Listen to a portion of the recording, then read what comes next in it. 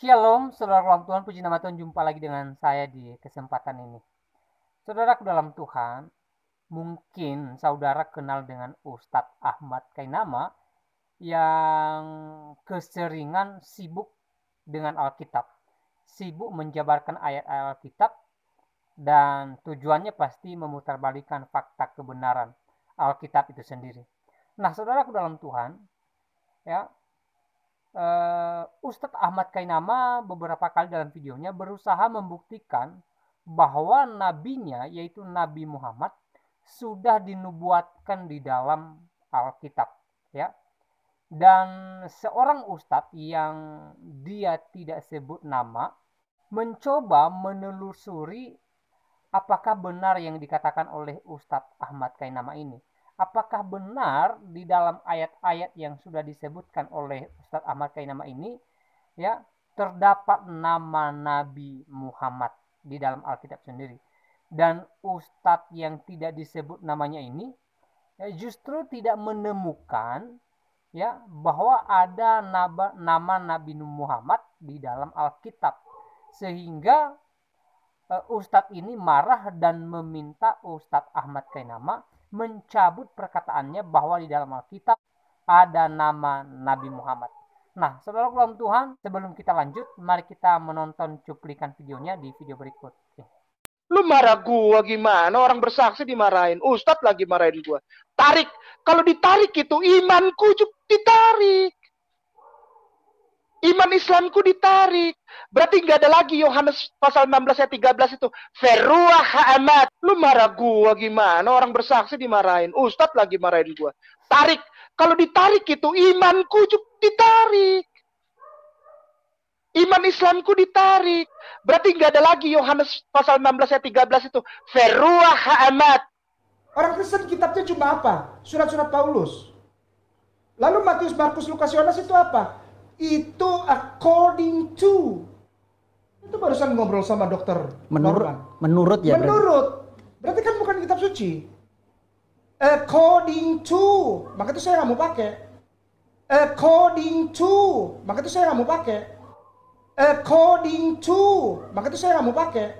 Saya pakai kalau saya ingin fight. Itu baru saya pakai ayat itu. Karena ayat itu berguna. Kita akan lihat apakah Kainama benar-benar tidak mau pakai keempat Injil itu? Kita baru saja mendengarkan pernyataan Kainama bahwa dia tidak mau menggunakan keempat Injil tersebut karena ditulis according to penulisnya. Tapi pada kesempatan lain, Ustadz Kainama justru menggunakan Injil Yohanes sebagai dasar imannya. Pada video berikut ini Ustadz Kainama menceritakan bahwa ada Ustadz yang menyanggah klaimnya soal Yesaya 42 ayat 1, karena Ustadz ini sudah melihat dari literatur Yahudi bahwa apa yang disampaikan Kainama itu salah.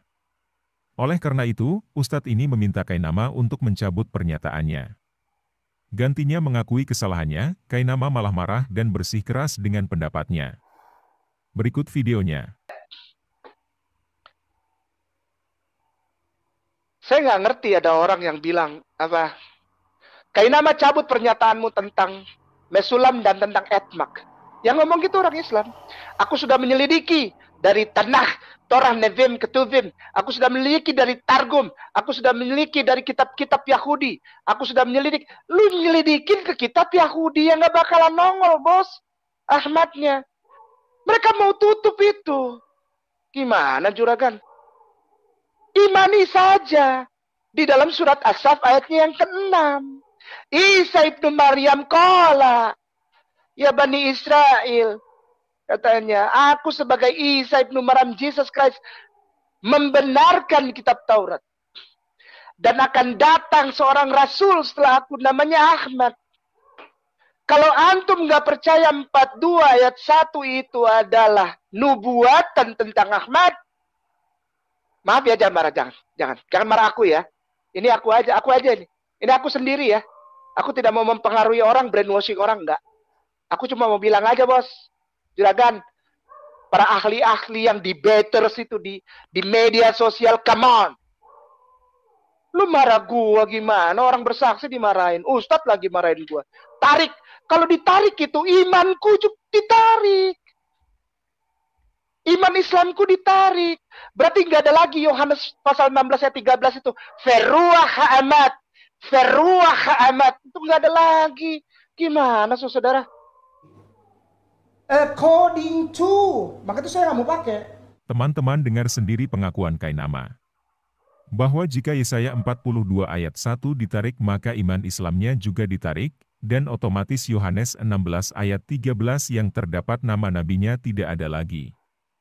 Dari sini kita lihat justru Kainama menggunakan Injil Yohanes sebagai dasar imannya. Padahal tadi katanya dia tidak mau pakai keempat Injil itu karena ditulis menurut Matius, Markus, Lukas, dan Yohanes. Baik, saudara dalam Tuhan, itu videonya. Kita sudah simak apa yang disampaikan oleh Ustadz Ahmad Kainama di video tadi. Jelas di sana beliau sepertinya tidak terima ya ketika dia ditegur oleh seorang ustadz, bahkan diminta menarik perkataannya sendiri.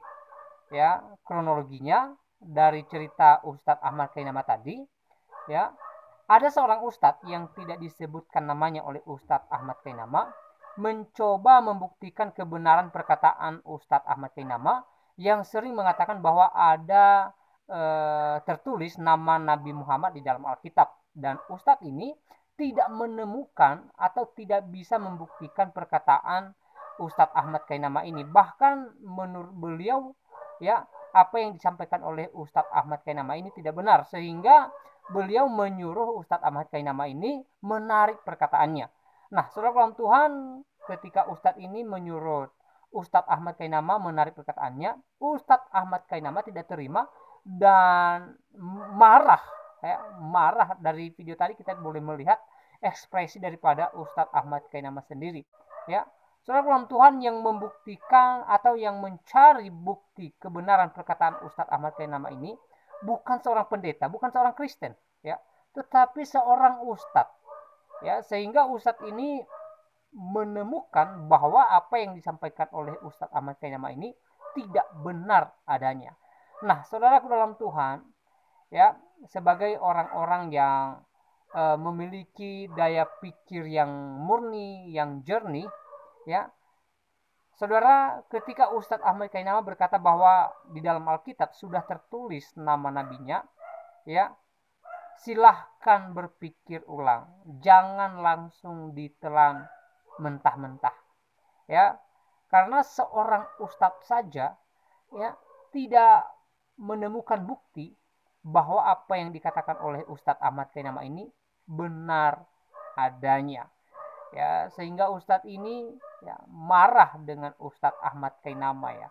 Nah, saudara Tuhan, ini merupakan pelajaran penting bagi kita bahwa, ya, apa yang disampaikan oleh Ustadz Ahmad Kainama di media sosial, terutama tentang pembahasannya mengenai isi Alkitab, ya, jangan diterima mentah-mentah. Pikirkan matang-matang, cari kebenarannya, sehingga kalian menemukan kebenarannya, apakah yang beliau katakan mengenai sesuatu ayat dalam Alkitab itu benar atau tidak.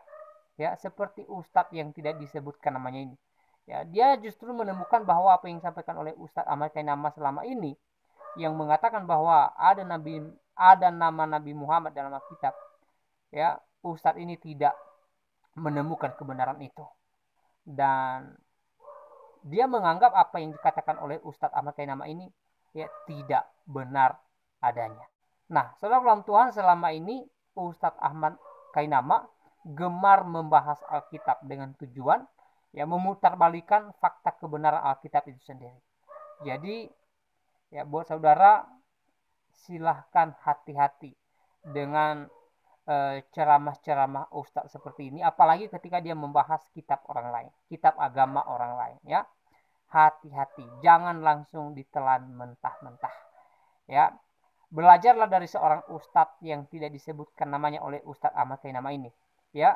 Dia tidak langsung menerima apa yang disampaikan oleh Ustadz Ahmad Kainama. Dia tidak langsung menganggap itu suatu kebenaran, tetapi, ya, dia cenderung melakukan pembuktian, yaitu melakukan penelitian, ya, menggali lebih dalam apakah yang disampaikan oleh Ustadz Ahmad Kainama ini bisa dipercaya atau tidak. Dan akhirnya ya Ustadz ini menemukan bahwa apa yang disampaikan oleh Ustadz Ahmad Kainama tidak bisa dibuktikan. Jadi mari kita belajar dari Ustadz ini sehingga kita tidak terombang-ambingkan oleh berbagai ajaran ya yang muncul hari-hari ini. Nah, saudara Tuhan, saya tidak terlalu panjang lebar menyampaikan pesan melalui video ini. Kiranya video singkat ini memberkati kita dan Tuhan Yesus memberkati kita semua. Shalom.